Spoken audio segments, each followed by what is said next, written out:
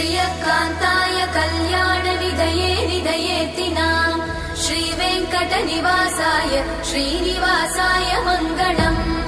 लक्ष्मी सविभ्रमालोकसुभ्रूविभ्रमचक्षुषे चक्षुषे सर्वलोकानां वेङ्कटेशाय मङ्गलम् श्रीवेङ्कटाद्रिशृङ्गाग्रमङ्गलाभरणाङ्ग्रये मङ्गलानां निवासाय श्रीनिवासाय मङ्गलम् सर्वावयव सौन्दर्य सम्पदा सर्वचेतसां सदा सम्मोहनायास्तु वेङ्कटेशाय मङ्गलम्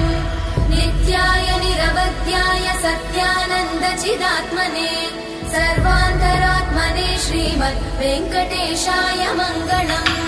स्वतः सर्वविदे सर्वशक्तये सर्वशेषिने